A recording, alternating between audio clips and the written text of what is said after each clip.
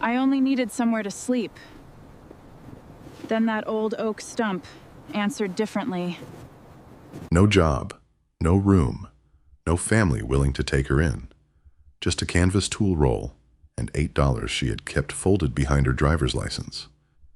And with that $8, she bought a condemned copper tea-kettle studio outside Rome, Oneida County, New York, a forgotten workshop that had fallen off local maps in 1987. The north roof had opened above the workroom. 3 foundation stones had rolled into the weeds. The county condemned it on October 6, 2022, with a demolition planned for the following spring. But deep inside the massive oak hammering stump stood a sealed hollow no inspector had opened in decades, holding money, tools, and a message meant for whoever was desperate enough to stay. Before we continue, if stories like this mean something to you, hit subscribe and tell us in the comments where you're watching from. We love seeing how far these stories travel. Stella Avery had been measuring her whole life without knowing it. As a girl in Utica, she measured rooms by footsteps, stair rails by the reach of her fingers, and boards by laying her forearm along them when no ruler was near. Her school notebooks were crowded with side views of chairs, boxes, roof joints, and shapes she could turn in her mind before she ever learned that spatial reasoning had a name. When other children broke toys, Stella wanted to know how the broken pieces had once agreed to hold together. Her father disappeared before she was old enough to remember the sound of his voice. Her mother, Lorraine, worked hotel laundry and later reception shifts at a dental office, returning home with swollen feet and an exact accounting of what everything had cost. Food was kept, heat was rationed. Nothing useful was thrown away. Affection, too, seemed to be something Lorraine believed should last longer if carefully withheld. The one place Stella never felt measured was the narrow garage behind her grandfather, Elias Avery's house. Every Saturday, beginning when she was 9, Elias tied on a scorched leather apron and set a dented copper bowl on a sandbag. He had spent 42 years repairing restaurant pans, roof flashing, still parts, and old kettles that arrived blackened from wood smoke. He taught Stella to hear metal before he taught her to strike it. A flat ringing note meant the sheet had hardened. A duller sound after heating and quenching meant it would move again. They worked beside a small charcoal hearth. Elias showed her how to hold a raising hammer loosely enough for the handle to pivot between thumb and forefinger, how to overlap blows rather than chase dents, and how to look across a curved surface instead of directly at it. At noon, he cut apples with his pocket knife and set the slices on the anvil stump between them. "Never make the metal obey," he told her once. "Make it remember what shape it can survive." Years later, Stella understood that he had not been speaking only about copper. Elias died during her first winter out of high school, after a short illness he had hidden until hiding it became impossible. By the time Stella reached his house, the garage had already been cleared by relatives settling bills. The leather apron was gone. So were his hammers, stakes, notebooks, and the stained metallurgy handbook, whose spine he had repaired with black cloth tape. She was given a cardboard box containing 3 shirts, a coffee cup, and nothing from the workbench. She took factory work because factory work was available. By 25, she was operating a panel saw and edge sander at Mohawk Valley Architectural Woodworks, where the air tasted of maple dust by 8 each morning. The production director, Victor Dane, rarely raised his voice. He did not need to. He appeared behind workers with a clipboard, recording bathroom minutes, blade changes, damaged stock, and conversations that lasted too long. That autumn, he began replacing experienced workers, with men recruited through a subcontractor. They arrived in vans before daylight and were paid through arrangements nobody on the floor understood. Safety meetings shortened. Health coverage became a topic supervisors avoided. Stella watched 3 older Finnish carpenters disappear from the schedule in 11 days. On November 4th, 2022, Dane stood beside her machine while it wound down.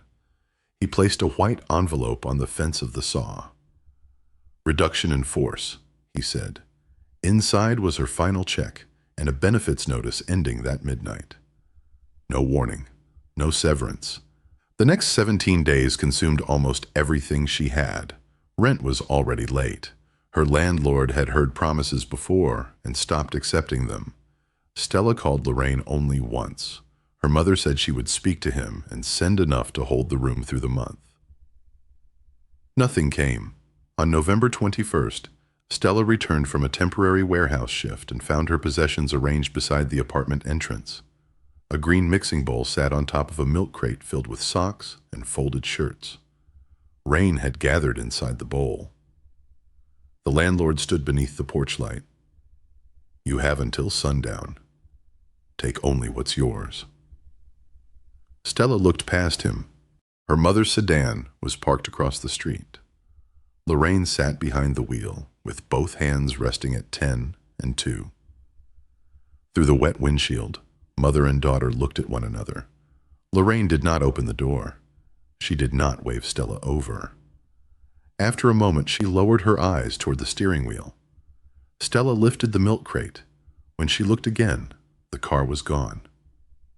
For 6 weeks, she moved east and north through the Mohawk Valley because standing still cost more.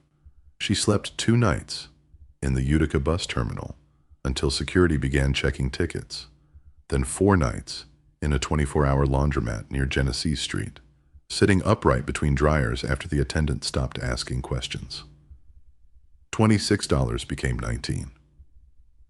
In Herkimer, she slept beneath the covered side of a closed produce stand, using her canvas tool roll beneath her neck. A church breakfast cost nothing, but coffee on the road cost $1.25. She stopped buying it. 19 became 14. A ride from a woman delivering bakery trays carried her as far as Little Falls. There, Stella spent 3 nights in an unlocked storage shed behind a vacant house, waking before sunrise so nobody would find her. Cold came through the plank floor and settled between her shoulder blades. 14 became $11.32. By Christmas week, she was in Rome. Snow had crusted black along the curb edges, and the wind off the open ground east of town found every seam in her coat. She slept once inside an abandoned hay wagon behind a feedlot, and twice in the waiting room of a hospital until a security guard gently told her she could not remain there. She had $8 left when she entered Jervis Public Library, only because the heat was free. For an hour, she read newspapers without seeing them. Then, beneath a plastic sleeve on the community notice board, she found a county surplus advertisement printed in 12-point type. Structure and land, as is, former coppersmith workshop. Oneida County tax acquisition, minimum transfer. Fee, 8 odrik, condemned. No utilities guaranteed. Buyer assumes all liability. Someone had circled the words demolition pending in red pencil. At the bottom was an address beyond the eastern edge of Rome. Stella copied it onto the back of an overdue events flyer. $8 would not buy a motel room. It would not carry her far on a bus. It would barely feed her for 2 days if she was careful. But $8 could apparently purchase a door nobody else wanted. She folded the advertisement into quarters, slid it behind her driver's license, and walked toward the county offices before the library clock reached 4. For the first time in 6 weeks, she was going somewhere that might still be there when she arrived. The county office closed at 5, and Stella reached the front steps with 9 minutes left. By then, the wind had sharpened, carrying dry snow across West Dominic Street in thin white sheets. She had walked almost 3 miles since leaving the library, her canvas roll knocking against her hip, and she could no longer feel the ends of 2 fingers on her left hand. The transfer was not completed that evening. A clerk gave her a form, circled the office hours, and told her to return at 8:30. That left Stella with the problem of surviving the night without spending the $8 she needed for the property. She walked east until the commercial streets thinned into dark houses and open ground. Near a farm road beyond the city edge, she found a hay barn with one sliding door left 6 inches open. She waited 20 minutes beside the ditch before slipping inside.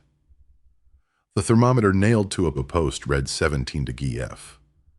She climbed between stacked bales and slept in her coat with her knees against her chest, breathing the dry smell of Timothy hay and mouse dust. Before dawn, she brushed every loose strand from her clothes, pulled the door back to the position in which she had found it, and walked toward Rome again. Morning came slowly. She passed Mazzaferro's Meats preparing its front case, a florist sweeping salt from the pavement, the Capitol Theater marquee dark above the street, a diner where steam clouded the windows, and an old hardware store whose brass-lettered sign read, Barnes Hardware and Supply. The smell of frying onions followed her for half a block. At 8:27, she entered the Oneida County Records office. The woman behind the transfer counter wore silver-framed glasses attached to a black cord. Her gray hair was twisted into a compact knot, and when she looked down to read, the glasses slid nearly to the end of her nose. A small brass nameplate said, Mrs. Edna Pike. You were here yesterday. Yes, ma'am.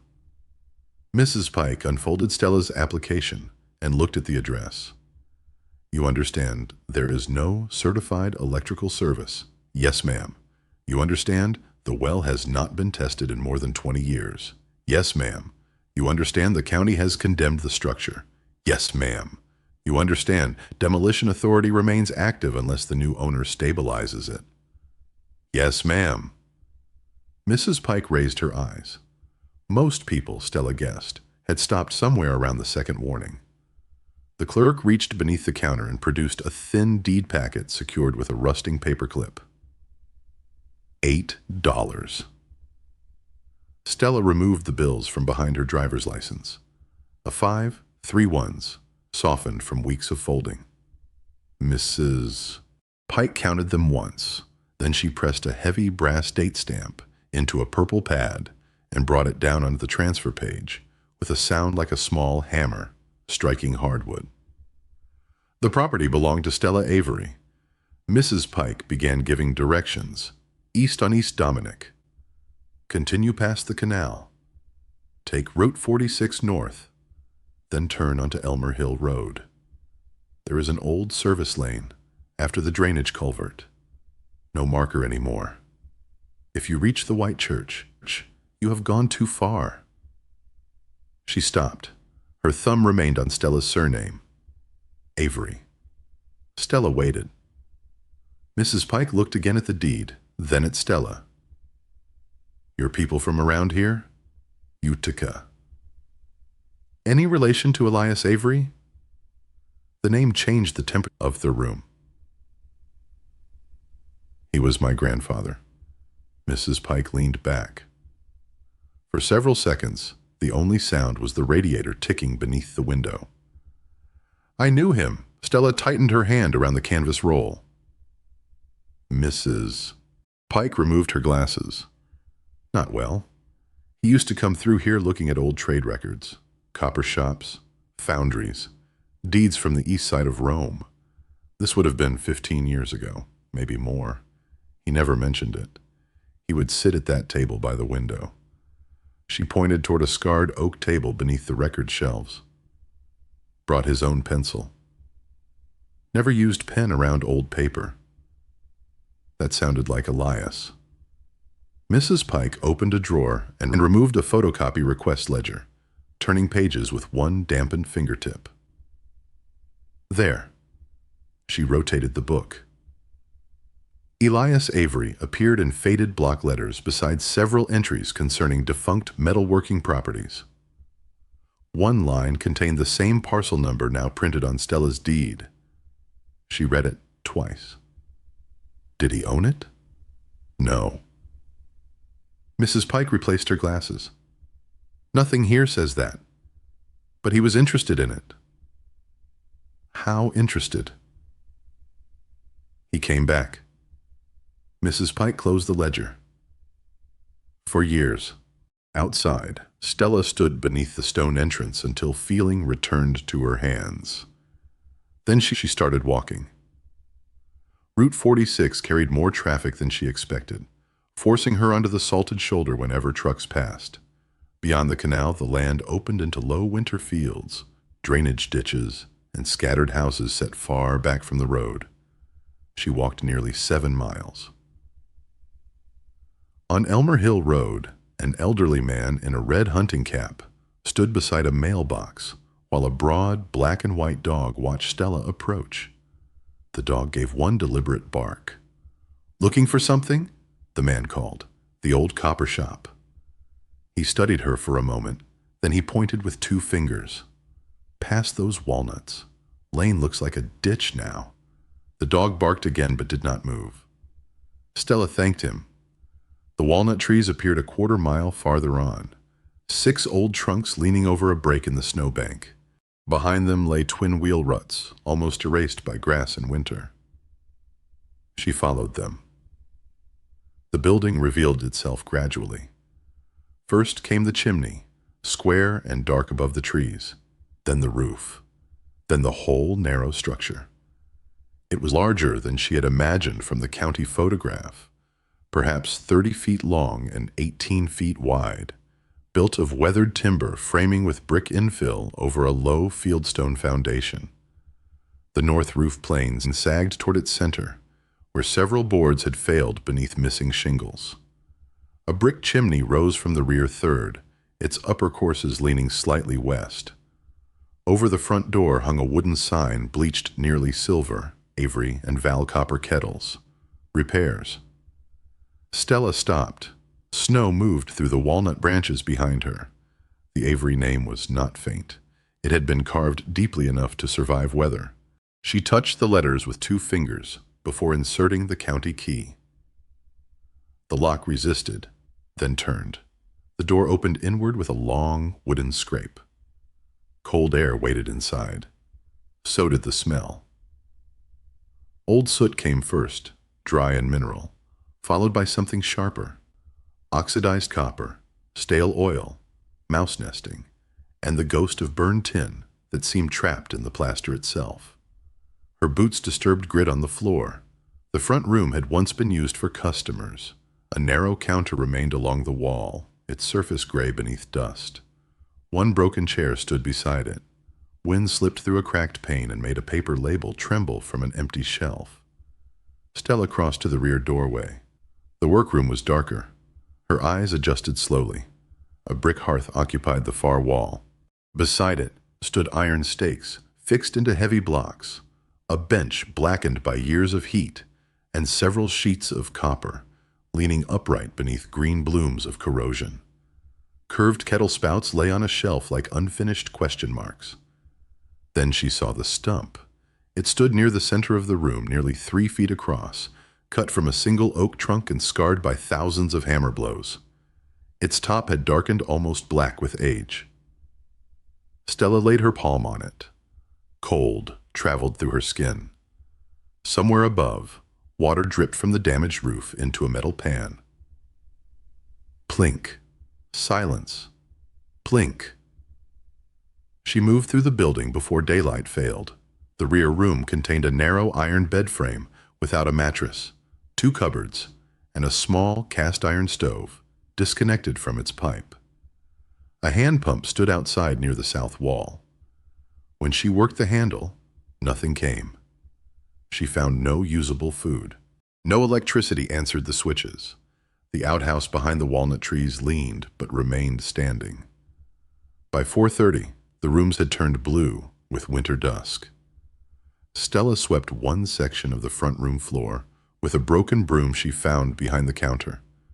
She spread flattened cardboard beneath her coat, placed the canvas tool roll under her head, and kept the deed inside her shirt. The building made noises after dark. A rafter clicked as the temperature fell. Wind pressed once against the west wall.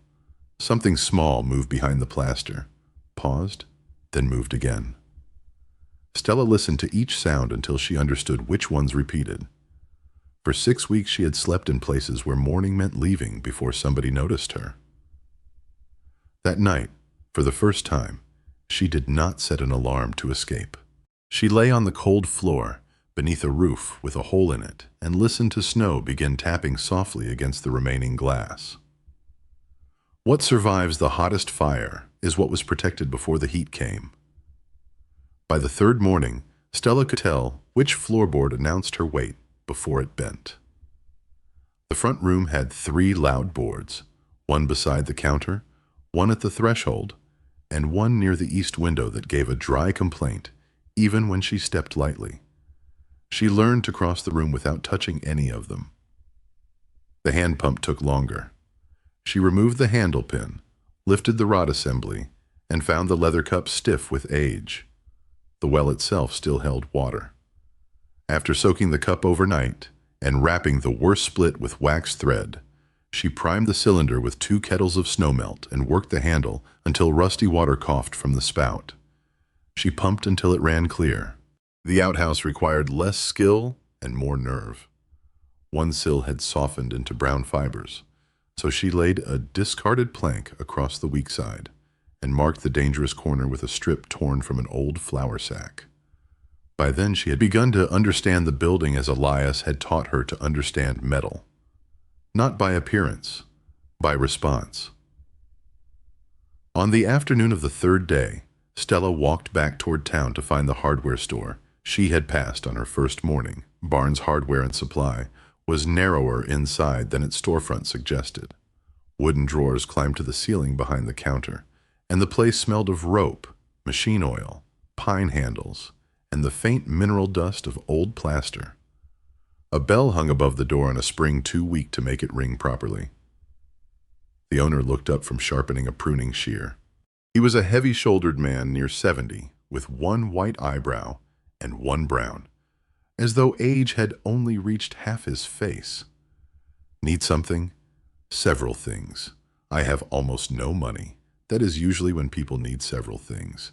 His name, painted on a green metal badge, was Harold Barnes. Stella put the county deed on the counter. Harold read the address. His sharpening stopped. You bought Vale's place? For $8. Then you have $7 too much invested. She waited. The corner of his mouth moved.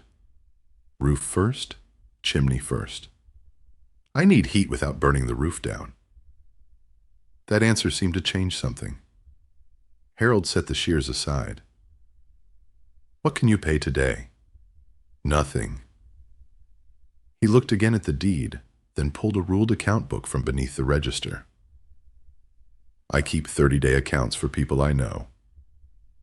You do not know me. No. He opened to a blank page. So I will know where to find you. Stella wrote her name. Harold gave her a used chimney brush with a cracked wooden handle, a coil of 1/4-inch rope, 2 dust masks, a small can of penetrating oil, and a paperback manual called Home Repair for Old Houses. The cover had been taped twice. You can return that. I will. You can keep it if you read it. She almost smiled. He rang up only what could not wait. $2.85 for lamp oil, $1.20 for a box of kitchen matches, $3.40 for a pound of masonry nails, $4.75 for 6 feet of stovepipe, and $2.10 for a packet of steel wool. Harold wrote the figures beneath her name, without asking for payment. The next morning, Stella began on the chimney. She spread an old canvas sheet across the hearth opening and wired it loosely around the brick so most of the falling soot would stay contained. On the roof, she tied the brush to the rope, lowered it into the flue, then worked it down in short strokes instead of forcing it. The first obstruction came 8 feet below the crown. She raised the brush, turned it, and struck again. Something broke loose. A black column of creosote fragments rattled downward inside the chimney. She repeated the motion, again, again. The residue came out in brittle flakes, some thin as bark, others thick enough to snap between her fingers. Near the lower bend, she found a compacted mass of soot, bird nesting, and mortar chips that had narrowed the flue to less than half its intended width. It took 5 hours to clear. Another hour went to vacuuming the hearth, with a hand bellows reversed and a coffee tin pressed beneath the ash door.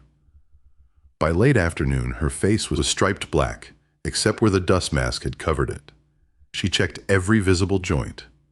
One mortar crack near the rear wall concerned her, but it did not pass through the full thickness. She marked it with chalk for later repair, fitted the salvage stovepipe into the thimble, and waited until the next morning before attempting a fire. The first flame was no larger than her hand. She used dry splinters shaved from a broken drawer, then 2 pieces of seasoned wood from a stack beneath the rear lean-to. Smoke rose toward the flue. None entered the room. She added 1 more piece. The draft strengthened. For 20 minutes, she watched the pipe seams and the masonry around the thimble. Then she set a dented enamel saucepan on the stove and heated water. Her first hot meal in the building was oatmeal from a paper packet Harold had slipped into the hardware bag without mentioning it. She ate it, standing beside the stove. Heat reached only a few feet into the workroom, but that was enough. Afterward, Stella began taking stock of what remained. She did not empty every drawer. She chose objects that still seemed to have a purpose. A long, seeming stake was fixed upright in a scarred block near the hearth. 2 raising hammers lay beneath a bench, one with its ash handle split at the neck. A pair of enormous hand shears had frozen nearly shut with corrosion. There was a wooden mallet darkened by palms, a tinning ladle with hardened metal clinging to its lip, 3 paper templates for kettle bodies, and a narrow iron stake curved for shaping gooseneck spouts. On the rear shelf rested an unfinished kettle. Its body had been formed from 2 copper halves joined along a faint-toothed seam. The brass brays had flowed unevenly in one place, but the shoulder remained smooth. There was no handle and no lid. Stella turned it in the daylight. She could see the old method in it. The edges had been crimped together before brazing, each small tooth locking against the next. Elias had demonstrated that seam once using scraps no larger than postcards. Heat the copper until it softened. Quench it. Work a section. Stop when the note hardened. And kneel again. Do not argue with the metal. She placed the kettle back. Then she noticed that the hammering stump did not sit squarely on the floor. One edge appeared lower. Stella crouched. The stump was too massive to have shifted easily. Its oak base was nearly 3 feet in diameter, and judging from the end grain, it had been cut from the trunk well below the first branches. She scraped dust from the floor around it. A narrow cedar disc lay beneath the rear edge. Not a wedge, a disc. She pulled at it. It would not move. Stella took the wooden mallet and tapped the stump near its center. The sound was dense and short. She tapped again near the front, the same, then near the rear. The note changed. She stopped. She struck that area with her knuckles. Hollow. Stella moved around the stump, tapping every 6 inches. Most of the oak answered with the dead solidity of end grain. A section near the rear answered differently. She tried to rock the stump. Nothing. She wedged a length of iron pipe beneath one side and leaned her weight onto it. The stump rose perhaps 1/8 of an inch. Heavy, but not as heavy as a solid oak section of that size should have been. She let it down carefully. Then she returned to the cedar disc. A shallow notch had been cut along its edge. She slid a narrow screwdriver into the notch and twisted. The disc turned. 1/4, 1/2.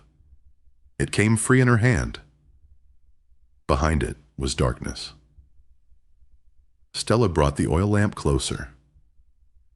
The opening led horizontally into the heart of the stump. She reached only as far as her wrist before touching cloth. She stopped. For several minutes she did nothing except sit on the floor beside the oak block. Then she cleared the bench. Procedure first. She laid a clean scrap of canvas across it, washed her hands, trimmed the lamp wick, and brought over the small iron hook she had found with the stove tools. The first package came out wrapped in waxed cloth. It was long and narrow. Inside lay 3 coppersmith's hammers, each polished at the working face and dark everywhere else. Their handles were dry, but intact. One had EA burned into the ash near the eye. Stella ran her thumb over the letters once. She set it down. The second package held copper sheet rolled around a wooden dowel, protected by brown paper. Even after decades, the inner surface remained red where air had not reached it. Behind that was a small tin box. The lid had been wired shut. She cut the wire. Inside were folded packets of currency, coins wrapped in cloth, a miniature copper kettle lid no wider than 2 inches, and a narrow leather-bound handbook stained almost black along its edges. The tiny lid carried an engraved swan with its wings lifted. Stella touched nothing else until she had emptied the cavity. At the very back was an envelope. She recognized the handwriting before she allowed herself to read the name, Elias Avery. She put the envelope aside. Not yet. Money could be counted. A letter could not be unread. Stella carried the tin box to the front counter and began with the bills. She straightened each packet, checked both faces, and recorded totals on the back of a county tax notice. The paper money came to $36,160. The coins required another hour. There were Morgan silver dollars, several Walking Liberty half-dollars, older Mercury dimes, and a small group of Indian head cents, wrapped separately in yellowed tissue. None had been arranged like a collector's display. They had been saved as money. Beneath the final cloth roll, she found a military medal.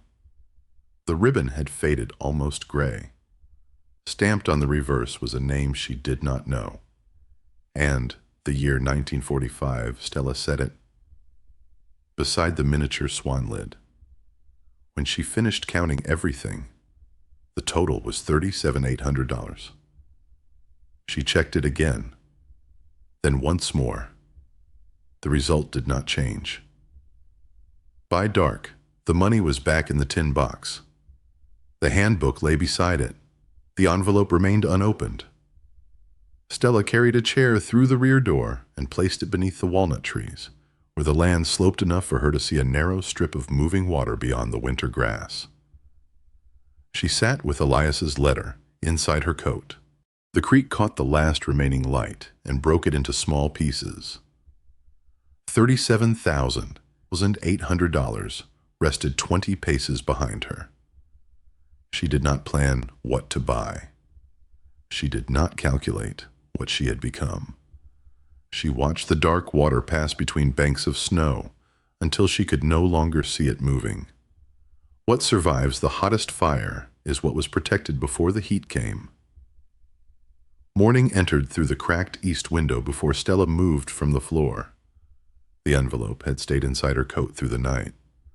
When she finally carried it to the workbench, she recognized the narrow capital A, the way Elias crossed a T too low, and the small backward hook he always put at the end of his Y. She had seen that hand on grocery lists, tool labels, and birthday cards. She opened the envelope along its old seam. My dear one, whoever you are, if you are reading this, then you found the hollow, which means you were patient enough to notice that oak does not answer the same way when part of its heart has been removed. My name is Elias Benjamin Avery. In March of 2017, in Utica, New York, Dr. Miriam Hale told me I had pancreatic cancer, and that time had become a material I could no longer order more of. I had known enough sick men to understand what she meant. So I came back here one final time. Our trade began with Thomas Vail, born in 1841, who came from Albany to Rome in 1867 and opened a copper shop beside the canal. His daughter Clara Vail, born in 1878, learned raising and tinning when customers still believed a woman belonged behind the counter. Clara married Samuel Avery in 1901. Their daughter Margaret Avery was born here in 1903 and worked this hearth until she married John Bennett Avery and moved to Utica in 1928. Their son, my father Benjamin Avery, born in 1929, returned after the Second World War years, had changed this city and kept the kettle work alive until I joined him as a boy.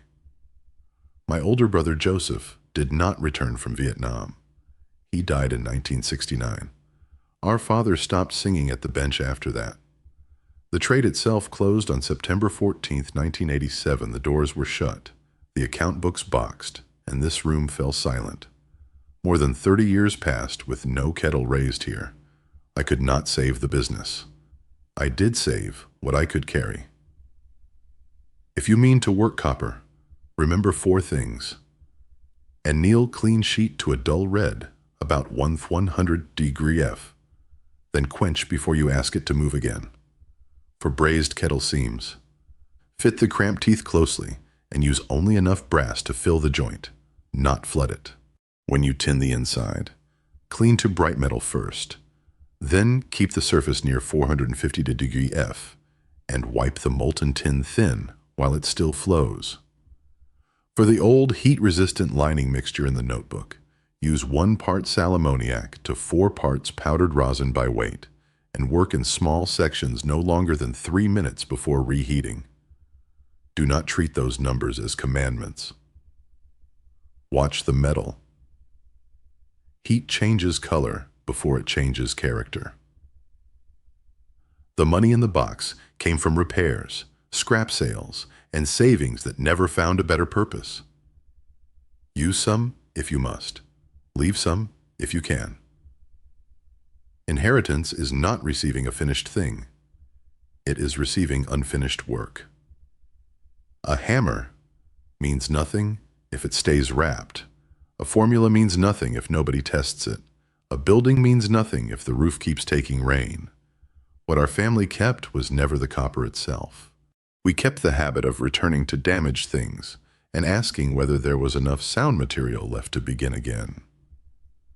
Behind the workshop, beyond the walnut nearest the creek, you will find a low stone marker. Brush the moss from its north face. There is something there I could not bring myself to remove. The little swan lid belongs with the notebook. Clara made it when she was 25. She said a kettle should pour cleanly, even when the water inside it was boiling hardest. That is as close to wisdom as our family ever came. The house is not empty. It has been waiting. You are welcome here. Elias Benjamin, Avery, April 22nd, 2017. Stella read the letter once, without moving her hands. She read it again. On the second reading, she slowed at the technical passages, hearing Elias's old workshop voice in the temperatures and timings. When she finished, she folded the pages along the original creases, rather than making new ones. The envelope went beneath the miniature swan lid on the bench. Outside, the snow had softened overnight. She walked past the pump and down the slope behind the workshop. The walnut nearest the creek was easy to identify because its trunk divided into 2 heavy leaders about 12 feet above the ground. Beyond it, almost hidden beneath dead grass, stood a stone no higher than her boot. She knelt. Moss covered the north face in a thick green sheet. Stella scraped it away with the flat edge of a fallen branch until shallow letters appeared. Clara Vive, Avery, 1878, 1956. She kept the fire below. The name was the same engraved swan, wings lifted. Stella remained there until cold soaked through both knees of her trousers. Back inside, she chose one of the 3 recovered hammers. The handle marked EA had dried, but had not split. She rubbed a little linseed oil into the ash, wiped away the excess, then carried the hammer to the stove. She did not strike copper with it. Not yet. Instead, she lit the old tinning ladle. A short cotton wick rested in the hardened residue at its lip, something Elias had apparently prepared years before. Stella added a little lamp oil, touched a match to the wick, and watched a flame no larger than a thumbnail stand upright above the blackened tool. The room changed by almost nothing. That was enough. She began remembering people she had nearly forgotten because desperation had reduced each day to the next doorway. June Mercer, the bakery driver, had moved a stack of bread trays so Stella could sit inside the warm van to Little Falls.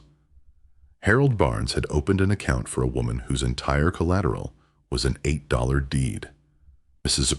Pike had stayed 6 minutes past closing the first afternoon so Stella would know which forms to bring back. At the Utica church breakfast, a volunteer named Ruth Bell had wrapped 2 biscuits in a napkin and placed them beside Stella, without asking why she needed them. None of those people had rescued her. Each had simply made the next mile possible. And perhaps you have known a kindness like that yourself. Not the kind that solves a life, but the cup of coffee, the ride home, the unlocked door, the person who quietly gave you enough room to make it through one more day. What small kindness did someone once give you that you still remember? That evening, Stella returned the money to the tin box and placed it beneath a loose floorboard beside the stove. The 3 hammers, the swan lid, the notebook, and Elias's letter stayed above ground. She spread her cardboard closer to the dying fire. For the first time, she slept with her inheritance beside her instead of hidden inside a wall. Snow came on December 3rd, 7 inches by noon, enough to show Stella exactly where the roof had stopped behaving like a roof. She stood in the workroom with a saucepan beneath the worst drip and read the roofing chapter of Harold Barnes's repair manual 3 times. The first reading gave her words. The second gave her sequence. By the third, she could look up at the rafters and understand which mistake would make the next one inevitable. The building measured roughly 18 by 30 feet. Each roof plane ran a little over 16 feet from ridge to eave. Allowing for overlap, waste, and the damaged north section, Stella calculated 18 bundles of asphalt shingles, 3 rolls of felt, and 12 pounds of galvanized roofing nails. She took the figures to Harold. He read them twice. Close enough to start. From beneath the counter, he brought out a roofing hatchet with a square pole and a worn leather grip. My brother Frank's. He died 6 years ago. Stella did not reach for it immediately. I will return it. No, tools hate being retired. The man who taught her to use it arrived the following morning. Wesley Cobb was 73, narrow as a fence rail, and had spent 40 years roofing houses between Rome and Boonville. He had heard about the workshop from Harold. When Stella asked what he charged, Wesley spat a sunflower seed shell into the snow and climbed the ladder. You cannot afford me. She looked down. So I am free. They worked 11 days. The failed rafters were not removed entirely. Wesley showed her how to sister new lumber, beside sound portions, clamping each new rafter tight, before fastening it through staggered holes.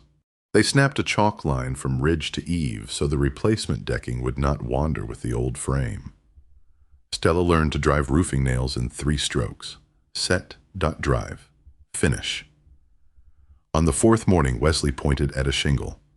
That nail's proud. Set it again. Stella raised the hatchet. Pull it. Don't teach bad habits. She pulled it. They stripped the weakest north section, laid felt from the lower edge upward with proper laps, and staggered shingle joints so water could not find a straight path beneath them. At the ridge, Stella worked slowly, knees braced against a roof jack, while wind crossed the open fields. By December 15th, the last cap shingle was fastened. That evening, rain replaced snow. Stella put every saucepan back in the cupboard. No water fell inside. January exposed the chimney. The bricks above the roof line had looked merely tired from below, but once Stella climbed close, she found spalling faces that broke beneath her fingertips. Several mortar joints had weathered into powder. One brick surrendered its outer half when she brushed it. She carried the fragments to Harold. "Wrong mortar will make that worse," he said. He sold her hydraulic lime, fire clay, and a small mason's trowel on the account. For the hotter joints around the flue, Stella mixed 3 parts hydraulic lime to 1 part fire clay, adding water slowly until the mortar held a ridge without becoming stiff. The work consumed 3 weeks. Most days remained in the 20s Fahrenheit, cold enough that she warmed materials indoors before carrying them outside in small batches. She dismantled only what she could rebuild before evening, replacing badly spalled bricks with salvaged ones from a collapsed shed behind the workshop. Her bare fingers gave her better control than gloves. They also went numb every 15 minutes. She learned the cycle: 10 minutes placing mortar, 5 minutes shaping joints, then both hands wrapped around a warm enamel mug until sensation returned sharply enough to hurt. Inside, she repaired the thimble area 1 joint at a time. She packed loose gaps, scraped away failed material, and kept the new mortar damp enough to cure slowly rather than powder at the surface. On January 27th, she waited until the afternoon temperature rose above freezing and built the test fire. Paper first, then kindling, then 2 small splits of hardwood. Stella stood outside and watched the chimney. Smoke lifted cleanly from the crown instead of leaking through the upper joints. Back inside, the draft pulled steadily toward the flue. No smoke feathered from the thimble. She added 1 larger piece of wood. The stove began to tick with heat. Late January belonged to the floors. Beneath decades of dirt, the front room held white pine planks fastened with hand-cut rose-head nails. Stella had first assumed the dark color was rot. After washing 1 square near the doorway, she discovered intact grain beneath it. Harold rented her a random orbit sander for $14 per day. "Bring it back before closing tomorrow. I will need 2 days, then work faster." She began with 80 grit paper, moving with the grain and keeping the machine in motion so it would not dig crescents into the soft pine. The first pass filled the room with pale dust and revealed every old repair. She drove loose rosehead nails by hand rather than replacing them. The second pass, 120 grit, removed the coarse scratches. The third, at 220, changed the floor beneath her palm. It no longer felt newly sanded. It felt old and cared for. She vacuumed between every pass and wiped the boards clean before applying the first coat of oil. 3 coats followed, each thin enough to enter the wood rather than sit on it. After the final coat, she gave the floor 48 hours without boots or furniture. The color deepened from dark honey toward mahogany, wherever the old pine had absorbed a century of smoke and footsteps. There was one morning when she did none of it. She woke before daylight with the work laid out in her mind and could not make herself pick up a tool. Instead, she walked toward the marsh beyond the creek. A great blue heron stood in shallow water beneath a skin of mist, one leg nearly invisible against its reflection. Stella sat on a cold stone and watched it remain motionless for so long that the waiting itself seemed like work. She stayed until noon. The floor was still there when she returned. February brought glass. There were 8 windows in the workshop. 3 had no glass at all. 4 held cracked panes. And the 8th contained one wavering original sheet that the record suggested had survived since 1788, reused from an earlier structure when the copper shop was built. Stella left that pane untouched. Light through it bent slightly near the lower corner. turning the walnut trunks outside into shapes that seemed to move when she shifted her head. The other 7 required repair. She removed loose glazing with a putty knife warmed near the stove, pulled the old points, cleaned each rabbet, and brushed away dust before bedding replacement glass in a thin layer of DAP 33 glazing putty. Harold corrected her first attempt. Too much underneath. How much? Enough to seal, not enough to float. She reset the pane. For the upper sash cords, she used 1/4-inch cotton line, feeding each cord over its pulley and tying a figure 8 knot where it entered the counterweight pocket. The first sash hung crooked. She shortened one side by 1/2 inch and tried it again. By the 6th window, her hands knew the sequence. Remove, clean, bed, point, glaze. The last window faced south. Stella set the final pane, pressed glazier's points into the wood, and rolled a rope of putty between her palms. She laid it along the edge and drew the knife through at a consistent angle, leaving a clean bevel that would shed water away from the glass. Outside, a chickadee landed on a bare walnut branch less than 6 feet from her face. It tilted its head. Stella stopped with the putty knife in her hand. The bird stayed through 3 quiet breaths, then crossed the yard in a short black and white flicker. She finished the bevel. The window closed without rattling. Late February brought Stella to the walls. The oldest plaster had been pushed between hand-split oak lath and strengthened with horsehair. Near the chimney, 3 repairs failed before she understood why.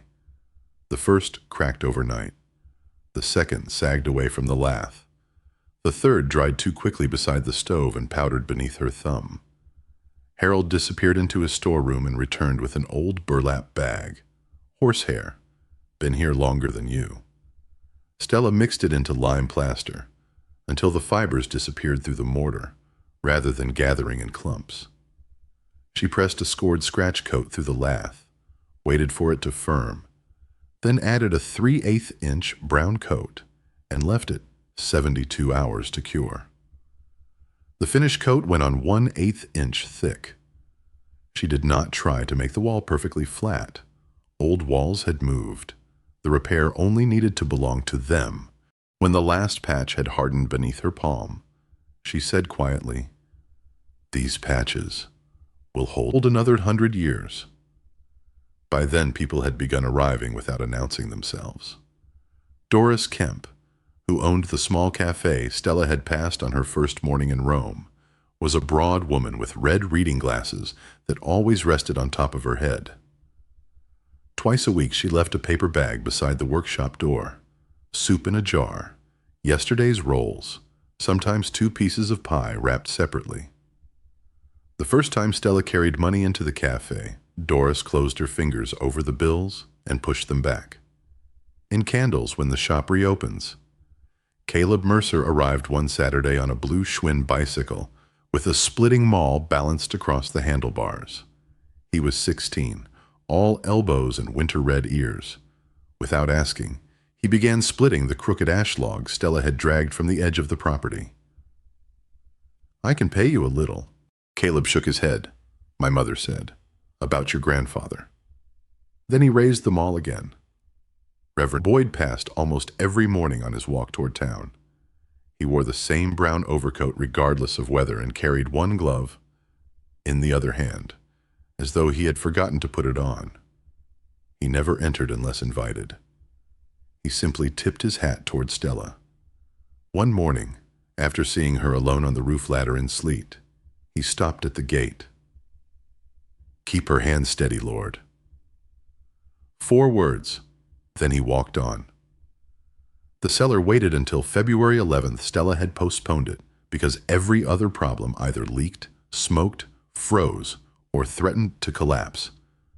When she finally opened the low door beneath the rear stairs, the smell below was cold stone and dormant earth. 7 granite steps descended into a 12 by 15-foot room with a fieldstone floor. At the center lay a dressed granite slab, unlike the rough stones around it. Its surface carried a shallow swan mark. Stella knelt beside it, brushed away grit, and put both hands along one edge. Then she stopped.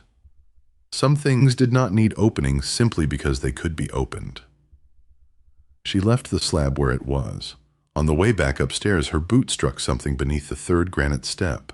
An oak box had been wedged into the recess behind the riser. Inside lay a brass key. Its bow had been filed into the shape of a swan with lifted wings. Beneath it was a tintype. The young woman in the photograph stood outside the same workshop in the summer sunlight, holding a raising hammer vertically against her skirt. Her hair was pinned high. Her shoulders were narrow. Her face made Stella sit down on the step. The resemblance was not perfect. It was worse than perfect. It was familiar. On the back, scratched into a thin brass plate, were the words, "Margaret Avery, daughter of Clara, age 25, summer of 1903. Stella carried the key upstairs and placed it on the mantel beside Clara's miniature swan lid. She did not try it in every lock. Whatever it opened had waited this long. By March, the snow withdrew from the south side of the workshop first. The creek became loud enough to hear from the doorway. Water rolled brown and fast beneath the walnut roots, and by April the branches carried pale green catkins that trembled whenever the wind moved through the yard. Stella did not begin making kettles that spring. She had enough humility now to know that owning tools and understanding instructions were different from possessing a craft. She selected $1 Morgan from the cash and decided that was all she would spend. Copper scraps, tin, flux, fuel. She practiced on small samples no wider than her hand, learning how far a seam could be persuaded before it became a failure. The house was patient. So was she. 2 winters later, on December 7th, 2024, Stella placed her first completed kettle on the workbench. It was not large. She had deliberately chosen a modest body, 8 inches across at the widest point, raised from 2 pieces of clean copper that she annealed repeatedly until the shoulders came up without buckling. The cramped seam had taken 3 attempts. She rejected the first because the brows pooled unevenly, and the second because one tooth opened during reheating. The third held. The gooseneck spout curved forward without collapsing along its inner radius. Inside, the tinning shone only faintly. Stella had learned that a good lining did not need to look decorative. It needed to be continuous, thin, and clean. She filled the kettle halfway, set it over the stove, and waited. No seam wept, no handle loosened. When steam finally came from the spout, Stella poured the water into a white cup. The stream was narrow and clean. The workshop around her no longer looked abandoned. The white pine floors reflected afternoon light without gloss. 8 repaired windows held winter outside. The chimney drew steadily. The walls carried visible patches rather than disguising their age.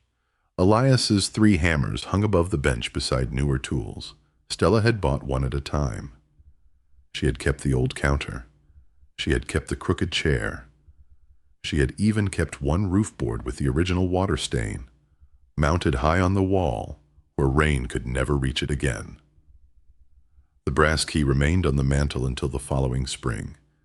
Stella had tried it nowhere. Then Caleb, now taller, and driving his mother's truck instead of the Schwinn, arrived to help clear dead limbs from the oldest walnut tree. Near the creek-facing side of its trunk, beneath a mat of lichen, he found a rectangle of green metal. Was that always there? Stella climbed down from the ladder. A small brass plate had been set flush into the wood years before. The tree had grown around its edges until only a narrow border remained visible. At its center was a keyhole. Stella went inside. The swan key turned once. Behind the plate was a cavity lined with tin. Inside lay a folded 48-star American flag wrapped in oilcloth and a narrow envelope addressed in Margaret Avery's hand. The letter was dated December 24, 1944. Margaret wrote that her son Benjamin was serving overseas, while the radio brought reports from Europe each night. She did not know where he was, only that the family had been told his unit was somewhere beyond France.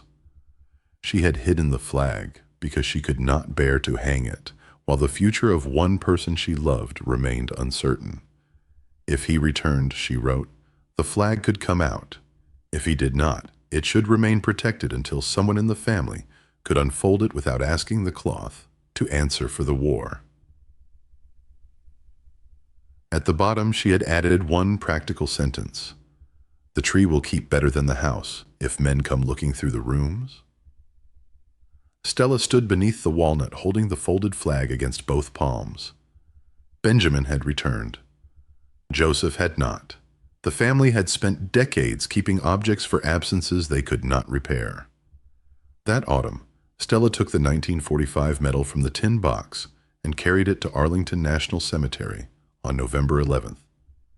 She did not claim it represented a person buried there. She carried it because Veterans Day gave her a date on which private gratitude did not feel misplaced. At the tomb of the unknown soldier, she stood at a respectful distance with the medal closed inside her hand. Afterward, she turned it to its cloth wrapping. Some objects deserved ceremony. They did not always require an audience. The money changed Stella's life less dramatically than anyone would have expected. She used $1 silver for the first practice materials. A second paid for part of the copper sheet from which the finished kettle was raised. A third covered a replacement regulator when the old heating equipment failed. Later, she used 2 more coins when Harold refused to add another expensive order to her account. 5 coins altogether. The paper money remained untouched, so did nearly all the silver. Stella placed the bills into new archival envelopes, wrapped the coins separately, returned Elias's letter and the lineage notes to the tin box, then sealed everything inside the oak stump again. Before replacing the cedar disc, she added a label in pencil. For the next one, she did not write her name. The workshop reopened without a sign in the window. Doris provided the advertisement. On the corkboard beside the cafe register, between a notice for snow plowing and a handwritten offer for piano lessons, she pinned an index card. Hand-raised copper kettles repairs, accepted when possible. Ask Doris for Stella's number. The first order came from a retired teacher who wanted the handle repaired on a saucepan her mother had used. The second was not a kettle at all, but a damaged copper weather cap. Stella accepted it because Elias would have. By summer, Doris kept a mailing list beneath the register. 43 names. Stella never advertised beyond the card. She could not make enough pieces to satisfy 43 people anyway. That was the point. Work still required time. One October morning, Caleb arrived carrying a long object wrapped in an army blanket. Are not allowed to complain. That usually means I will. He unwrapped a hand-carved walnut sign. The lettering was imperfect and slightly too deep on the left. Avery and Val Copper, kettles and daughters. Stella read it, then read the final 2 words again. There are no daughters. Caleb shrugged. There weren't any customers once either.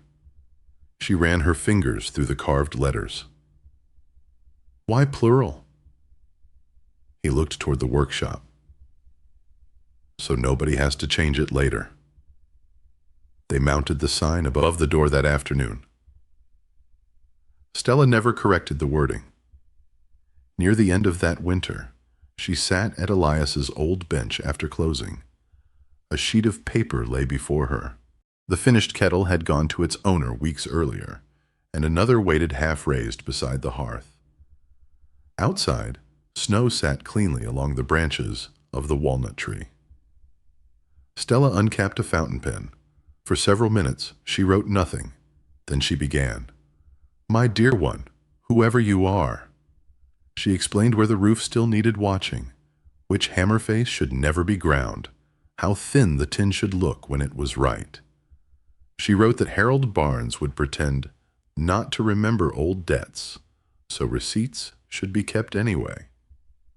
She wrote that there was money in the stump, but money was the least interesting thing inside it. She did not tell the next person how to live. Elias had not done that to her. Near the bottom of the second page, she paused and looked toward Clara's swan lid above the bench.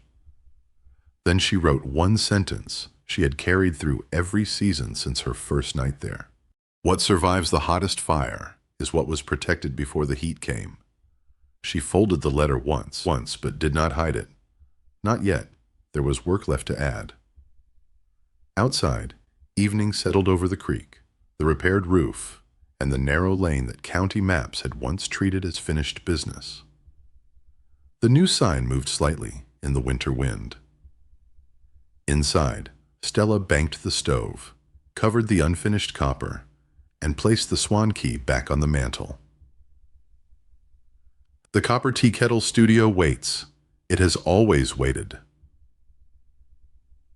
Years later, Mrs. Edna Pike retired from the county office. When her replacement cleaned the bottom drawer of the old records desk, she found a single, worn $1 bill pressed flat beneath a ledger. Mrs. Pike had exchanged Stella's $8 for newer bills before depositing the transfer fee. She had kept one of the originals. Across its margin, in small pencil letters, she had written, "The one she came in with." The new clerk returned it to the drawer.